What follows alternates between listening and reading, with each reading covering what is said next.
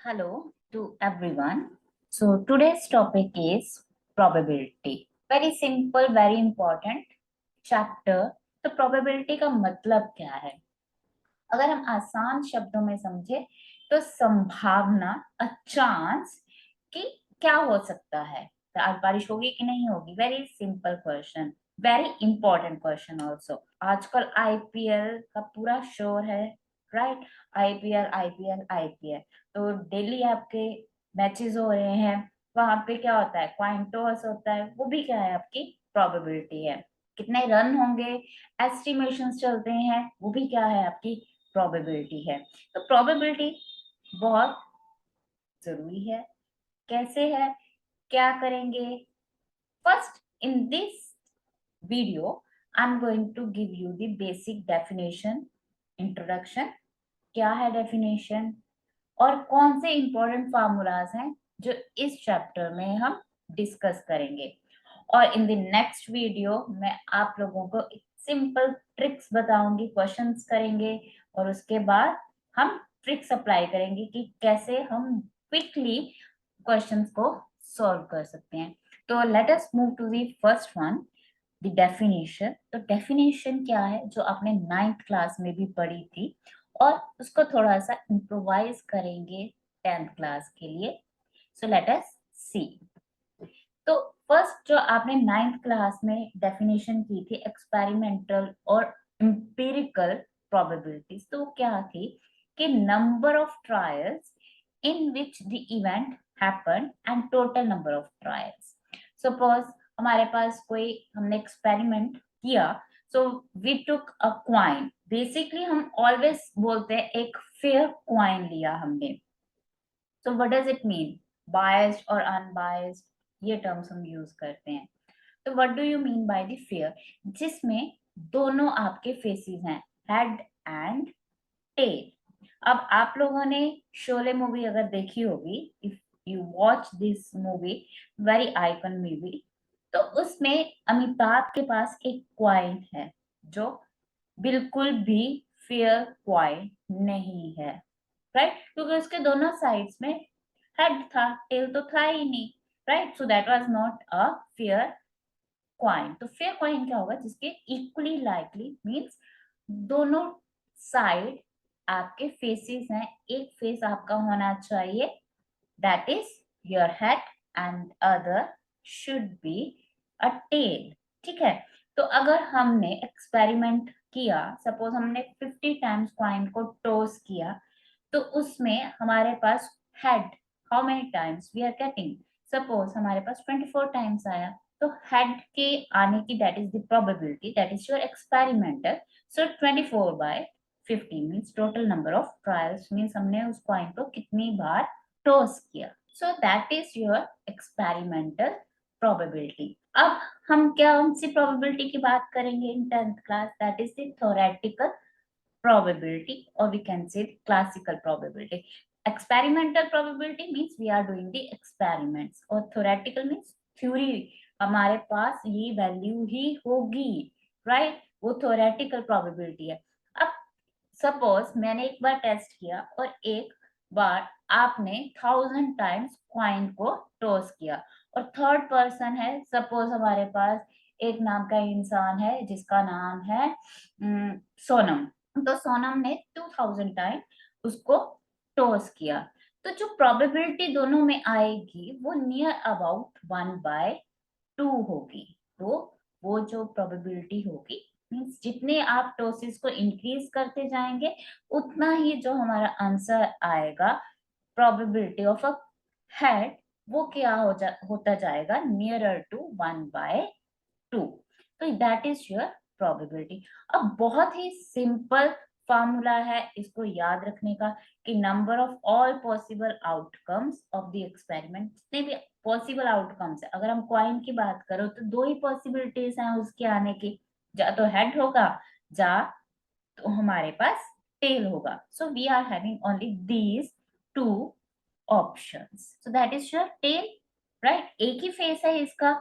अब इसका फेस तो मैं कोई इंक्रीज नहीं कर सकती क्योंकि मेरे पास कॉइन के दो ही फेसेस हैं, राइट? तो अगर मैंने प्रोबेबिलिटी निकालनी है इस टेल की, तो मेरे पास टोटल आउटकम्स क्या होंगे 2, और टेल का एक ही फेज है, एक ही पॉसिबल है, एक ही फेवरेबल आउटकम है, दैट इज 1।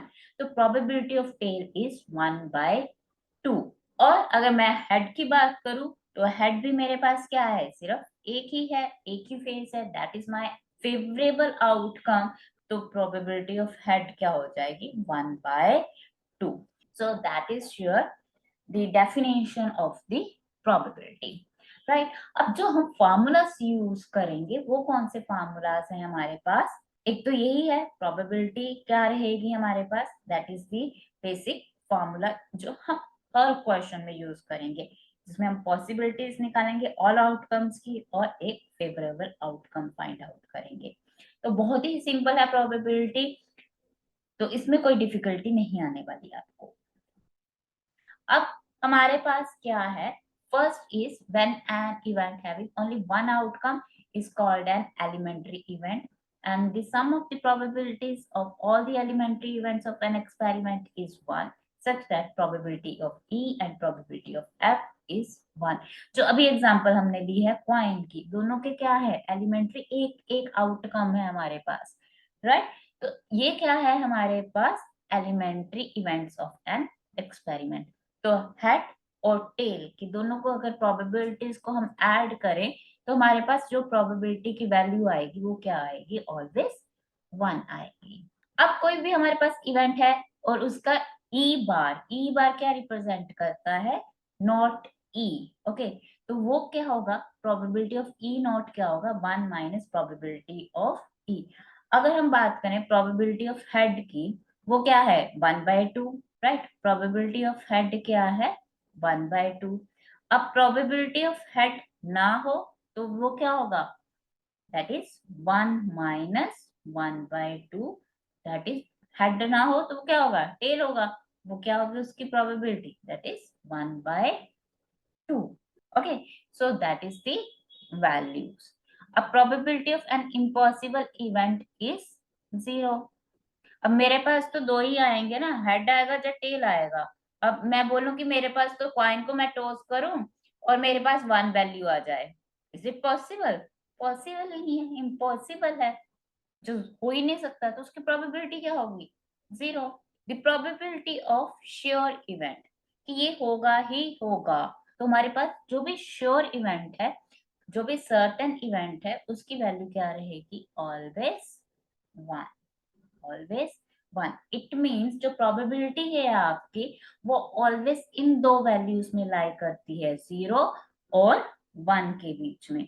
मीन्स ना ही आपकी प्रोबेबिलिटी नेगेटिव हो सकती है, मीन्स 0 से कम हो गई तो वो नेगेटिव हो गई, और ना ही आपकी वैल्यू मोर देन 1 हो सकती है।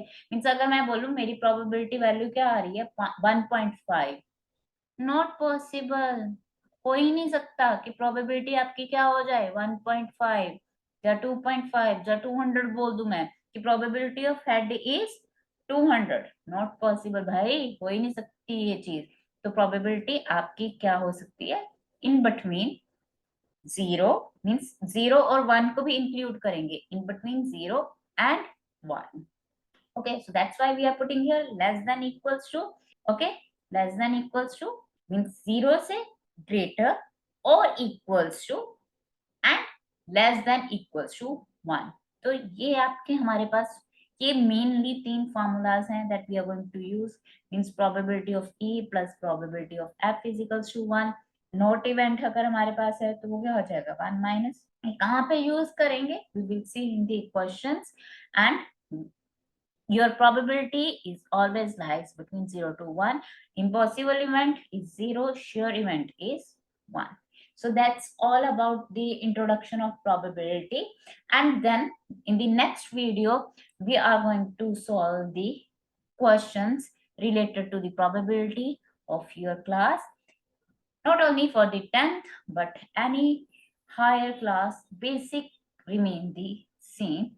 So if you like my video, like, share and subscribe my channel। So thank you so much and have a great days, enjoy yourself।